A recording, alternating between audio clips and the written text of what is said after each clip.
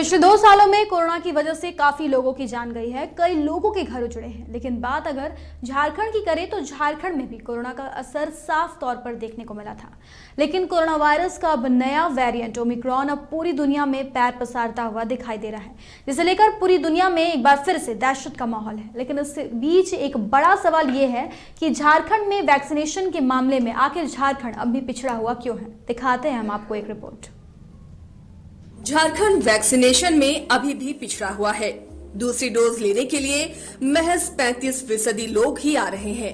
इस पर स्वास्थ्य मंत्री बन्ना गुप्ता ने केंद्र सरकार पर निशाना साधा और कहा कि जब मंजिल करीब थी तो पांव फिसल गया और जब मंजिल दूर है तो भारत सरकार हाय तौबा कर रही है। उन्होंने कहा कि झारखंड के ग्रामीण इलाकों में नेटवर्क की कमी है।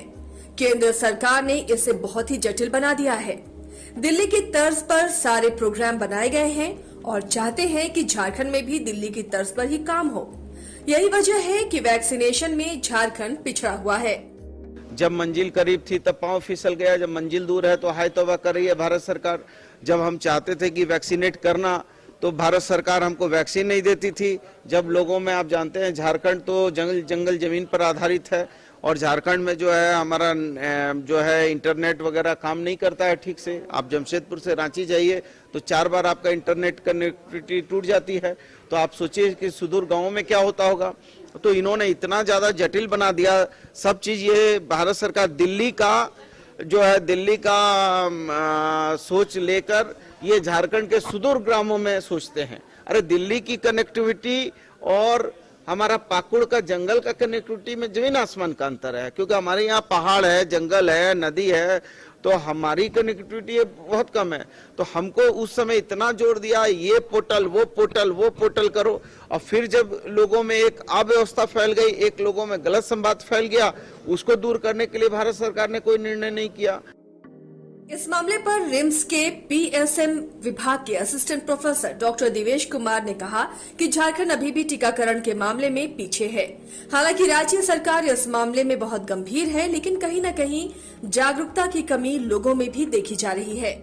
यदि देश के इससे देखा जाए और बाकी राज्यों के, इसमें कुछ राज्य ऐसे भी हैं जो 100% फर्स्ट डोज का वो कर चुके हैं और कुछ राज्य, हमारा राज्य जो है वो 60% से ऊपर है, मेरे ख्याल से 66-67% के करीब होगा, 70% के करीब होगा। तो थोड़ा सा और तेज़ी करने की ज़रूरत है, बट कहीं ना कहीं इसमें कम्युनिटी की पार्टिसिपेशन ज़रूरत है। गवर्नमेंट अपनी तरफ से सारे प्रयास कर रही है कि सारे लोग टीका ले लें, लेकिन शायद कम्युनिटी उतनी आगे, उसके और भी कारण हो सकते हैं, क्योंकि हमारे यहाँ पे माइग्रेटरी पॉपुलेशन भी बहुत ज़्यादा है जो बाहर चली जाती है।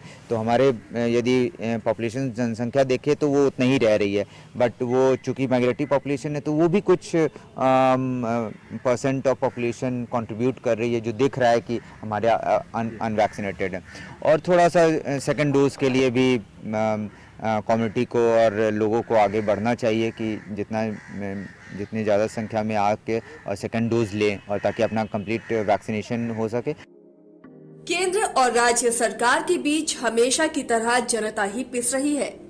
ओमिक्रॉन के बढ़ते खतरों के बीच अब जरूरत है कि वैक्सीन की प्रक्रिया को सरल बनाया जाए, ताकि जहां नेटवर्क काम नहीं कर रहा है वहां भी लोगों को सही समय पर वैक्सीन मिल पाए। न्यूज बाइस्कोप के लिए रांची से कैमरा पर्सन विकास के साथ करिश्मा की रिपोर्ट।